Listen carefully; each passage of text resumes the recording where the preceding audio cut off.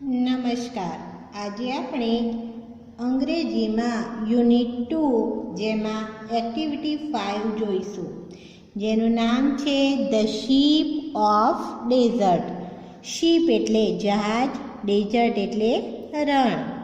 તો ship of dessert એટલે રણનું જહાજ, જેમાં લાયન અને કેમલ. લાયન એટલે સિંહ, કેમલ એટલે ઊંટ. તો સિંહ અને ઊંટ વચ્ચેનો સંવાદ છે. ચાલો આપણે એ સંવાદને વાંચીએ અને સમજીએ. Lion sad roaring. રોર એટલે કે ગર્જના કરવી. Who are you? તું કોણ છે? Camel said looking down at the lion. સિંહ તરફ જોઈને. I am the ship of the desert. I am the ship of the desert એટલે કે હું રણનું જહાજ છું. Who are you? તું કોણ છે? Lion said don't you know me. શું તું મને નથી ઓળખતો? શું તું મને નથી જાણતો? I am the king of the forest. Forest એટલે કે જંગલ. હું જંગલનો રાજા છું. Camel said are you? તું? Oh, I see. અરે હા, હું સમજ્યો. અહીં આ ટપકા એટલે કે ડોટને જો આપણે તેના ઉપર લાઈન દોરીશું તો કેમલનું ચિત્ર તૈયાર થશે. જ્યારે અહીં આ ડોટને જોડીને અહીં લાયનનું ચિત્ર તૈયાર થશે. તો અહીં કેમલ અને લાયન બે પ્રાણીઓના ચિત્રો આપેલા છે. Lion said you call yourself the ship of the desert. Lion એટલે કે સિંહ કહે છે યુ કોલ યોરસેલ્ફ. તું તારી જાતને રણનું જહાજ બતાવું છું. How can you be a ship? તું કેવી રીતે જહાજ બની શકે? You are an animal. તું તો શું છે? પ્રાણી છે. એનિમલ એટલે કે પ્રાણી. તું તો એક પ્રાણી છે. Camel said look at my feet. મારા ફીટ એટલે કે પગ તરફ જો. They are thick and padded. They are thick એટલે કે જાડા છે અને પેડેડ એટલે કે તેના તળિયે શું છે? ગાદી છે. મારા પગ તરફ જો, તે જાડા અને ગાદીવાળા છે. The hot sun does not burn them. Hot sun એટલે ગરમ સૂર્ય. ડઝ નોટ બર્ન એટલે બાળવું, તો બાળી શકતો નથી. તો ગરમ સૂર્ય તેને બાળી શકતો નથી, એટલે કે મારા પગ બળતા નથી. ગરમીના કારણે મારા પગ બળતા નથી, દાઝી જવાતું નથી. Lion said my feet are padded too. મારા પગ પણ ગાદીવાળા છે. TOO ટુ એટલે પણ. મારા પગના તળિયે પણ ગાદી છે. Thorns don't prick them. Thorns એટલે કે કાંટા. ડોન્ટ પ્રિક એટલે ચૂવવા, વાગવા. ડોન્ટ પ્રિક ધેમ તો કાંટા તેને ચૂભી શકતા નથી, કાંટા મને વાગી શકતા નથી. And I can run 80 kilometres પર અવર. અને હું અવર એટલે કે કલાકના 80 કિલોમીટર રન એટલે કે દોડી શકું છું. ફરીથી લાયન કહે છે my feet are padded too. મારા પગના તળિયે પણ શું છે? ગાદી છે. Thorns don't prick them. કાંટા મને ચૂભી શકતા નથી, મારા પગને કાંટા વાગી શકતા નથી. એન્ડ અને આઈ કેન રન 80 કિલોમીટર્સ પર અવર. અને હું કલાકના 80 કિલોમીટર દોડી શકું છું. Camel said that is true. ઊંટ કહે છે ધેટ ઇઝ ટ્રુ. ટ્રુ એટલે કે સાચું. તે સાચું છે અથવા તો તે સાચી વાત છે. You can run 80 kilometres an hour in the forest. તું જંગલમાં, ફોરેસ્ટ એટલે કે જંગલ, તું જંગલમાં કલાકના 80 કિલોમીટર દોડી શકે છે. પરંતુ can you run even A kilometre on the hot send?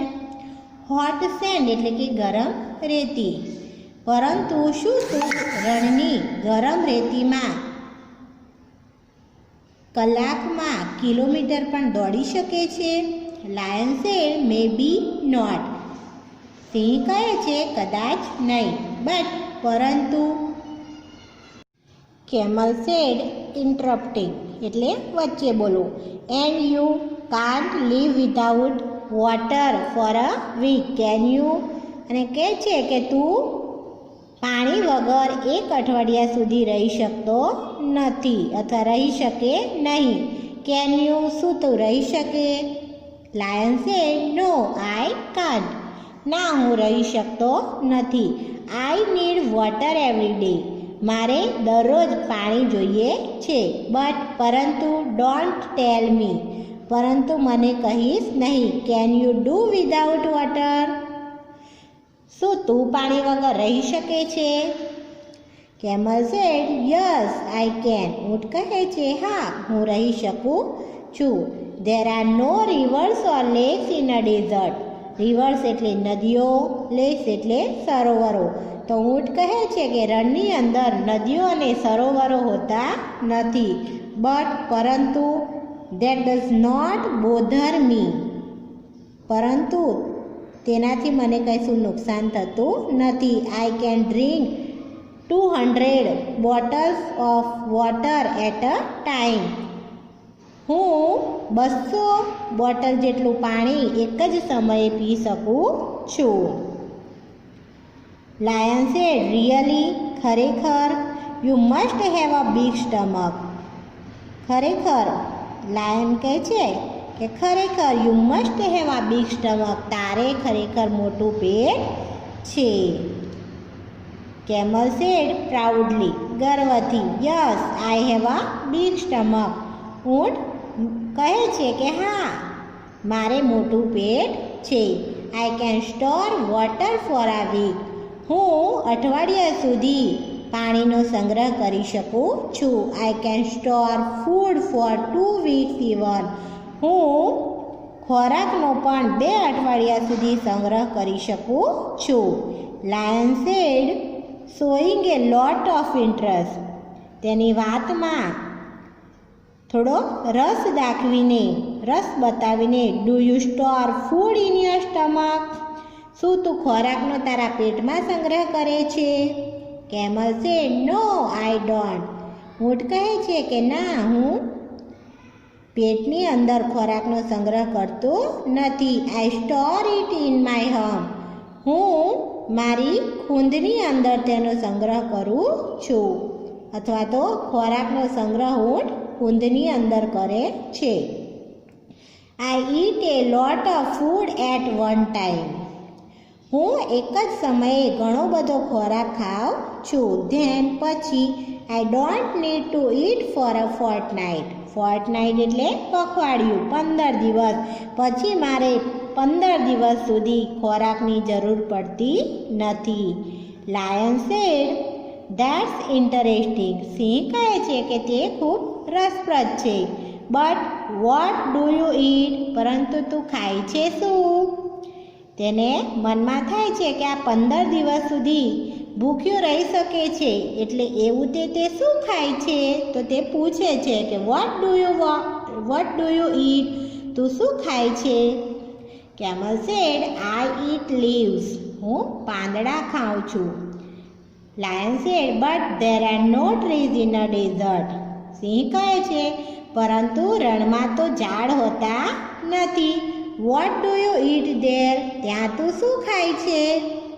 Camel said there are thorny bushes in a desert. કહે છે કે રણની અંદર થોર્ની બુશીસ એટલે કાંટાળી ઝાડીઓ હોય છે. The thorns don't prick my thick tongue. અને કાંટા મારી જાડી જીભને વાગતા નથી અથવા તો ચૂભતા નથી. Lion said how wonderful. કેવું અદ્ભુત. Camel said king of the forest. જંગલના રાજા. Please come with me to the desert. મારી સાથે રણમાં આવો. અથવા તો મહેરબાની કરીને મારી સાથે રણમાં પધારો. Lion said no please. ના મહેરબાની. I can't walk on burning sand. હું દજાડે તેવી રેતી ઉપર ચાલી શકતો નથી. અથવા તો અહીંયા ગરમ રેતી, તો હું ગરમ રેતી પર ચાલી શકતો નથી. I can't store food and water. હું ખોરાક અને પાણીનો સંગ્રહ પણ કરી શકતો નથી. એન્ડ અને આઈ કાન્ટ ઇટ થોડ. હું કાંટા પણ ખાઈ શકતો નથી. Goodbye and good luck O ship of the desert. ઓ રણના જહાજ, ઓ રણના વહાણ, આવજે અને તારું નસીબ ગુડ લક એટલે કે સારું હજો. Number B, put the missing letters. તો અહીં આપણને ઊંટનું ચિત્ર આપેલું છે. તેમાં કેટલીક જગ્યાએ આપણને મિસિંગ લેટર લખવાના કીધા છે. એટલે કે આપણે ખૂટતા શબ્દો, ખૂટતા અક્ષરો લખવાના છે. તો અહીં આરાય આપેલું છે માટે પ્રીક. પ્રીક એટલે ચૂંટવું, ચૂભવું. પ્રીક એટલે કાંટો વાગવો. તો અહીં પ્રીક શબ્દ બનશે. અહીંયા થોર્ન શબ્દ બનશે. અહીં એચ આપેલો છે માટે થોર્ન શબ્દ બનશે. અહીં એસ આપેલો છે માટે સેન્ડ શબ્દ બનશે. અહીં ફીટ શબ્દ બનશે. અહીં સ્ટમક શબ્દ બનશે. જ્યારે અહીં હમ્પ શબ્દ બનશે. હમ્પ એટલે કે ખૂંદ.